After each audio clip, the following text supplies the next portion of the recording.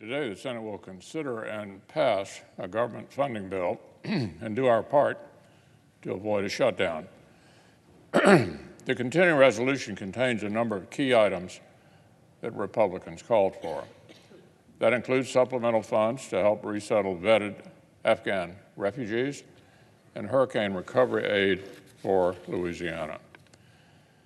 It is seriously disappointing that the Democratic side would not let us include funding for Israel's Iron Dome in the base text. It honestly baffles me that defensive aid to our ally Israel has become a thorny subject for the political left. But overall, this is an encouraging progress. The Democratic majority has begun to realize that the way forward on basic governing duties matches the roadmap that Republicans have been laying out for months. On government funding, what Republicans laid out all along was a clean, continuing resolution without the poison pill of a debt limit increase. That's exactly what we'll pass today. Earlier this week, the Democratic leader tried to muscle through something different through a partisan jam, but it failed. Now the government will be funded as we laid out. That's step one. Next will come step two, the debt ceiling. And we've clearly laid out the way forward there as well. As I've explained since last July,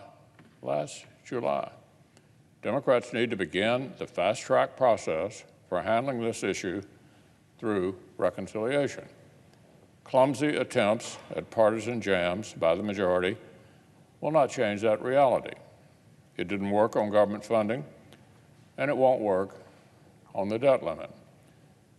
They will just be wasting valuable time. I think this reality is hopefully starting to dawn on our colleagues. Multiple leading House Democrats acknowledged just this week that their unified Democratic government is fully capable of fast-tracking a debt limit increase on their own. Nonpartisan experts have confirmed they have plenty of time to get this done before late October. At the same time that the Senate Democratic leader says incorrectly that he doesn't have enough time, he has spent weeks of the Senate's time processing mid-level nominations.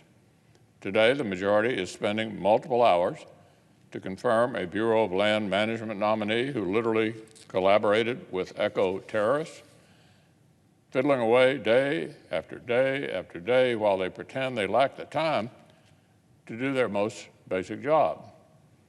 Senate Republicans have been totally transparent. We've given Democrats a step-by-step guide to governing in this environment and months of advance notice to get it done. The conclusion to draw from this week is very clear. Clumsy efforts at partisan jams do not work.